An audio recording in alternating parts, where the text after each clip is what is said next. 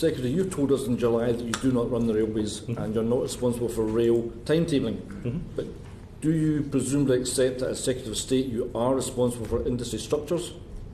Oh yes, very much so. And I'm also responsible for the successes or failings of my department. As the Secretary of State, I clearly take responsibility for that. But there's no secret about my views on industry structures. If I'm guilty of anything, it is not moving fast enough to deliver change. I've said to this committee over the last couple of years that I believe we need a more integrated railway. I had started the process, as you will remember, to move towards greater alliancing, to look to create something deeper on the East Coast Main Line. What this summer has convinced me is that we need to move much faster than a process of evolution that I judge to be the right one to avoid putting the industry through excessive change. I now think that it does need significant change, and that's what the process I've established since the timetable issues arose is designed to achieve.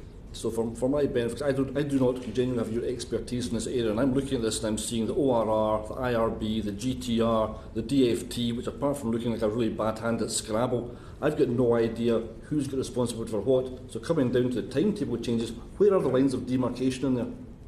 Well, I mean, this is what the Glaister Review established, that actually, and I think it's symptomatic of the industry as a whole, that we have an industry that is in a very different place to 20 years ago. There are twice as many passengers, there's 50% more trains running, the network is bursting at the seams, and accountability... Whose responsibility is it? Well, the ORR basically highlighted the fact that there was not enough clear accountability. So actually the situation is who should have been in charge. Now, nominally, at the heart of this process sits the Network Rail System Operator that has the job of shaping timetables, of making the system work effectively. But we have, in my view, too much dilution of accountability, and that is what now needs to change. And that's basically what the Glaister Review said. Okay, so ORR actually found that nobody took charge of the May timetable. So what's your department's job to ensure that someone does? There are going to be changes to the timetable in December, I believe. That's so correct. Are we looking at the same sort of chaos in December, or have we sorted out the problem and do we now know who's responsible? So as regards this, I tasked Andrew Haynes, the new Chief Exec of Network Rail, on the fact he did it before he even started, to take control of the December timetable process and indeed next June. Andrew has put together a new senior grouping, new project group within the industry to oversee this. We have downscaled ambitions for the December timetable change to make sure we cannot get the same disruption again, I hope. Fingers crossed, it should be fine. It's actually less intense a timetable change. Well, the industry does timetable changes every 6 months.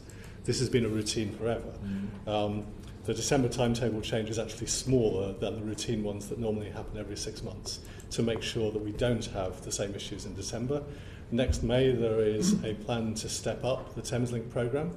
We will need to make absolutely certain that the industry is ready for that. So there is much more proactive engagement than took place before across the industry, from my department, from the ORR, from the different parts of the industry. But what we learnt from what happened in May is that the accountability in the industry is too diluted to deal with both the pressures on the industry and a major process of change. So if you're and that's what the Glaister Review said. If we're changing timetables every 6 months, why did it go so wrong in May? Because of the scale of it. It's the largest timetable change ever. We just bit off too much we can chew. Sorry? We just bit off too much that we could chew. Yeah, I think this was a bigger change than the industry could cope with, and a number of factors, particularly including the infrastructure problems in the north, to do with the complexity of the Thameslink timetable change, unexpected complexity of the Thameslink timetable change, conspired to create something that should have worked well but didn't.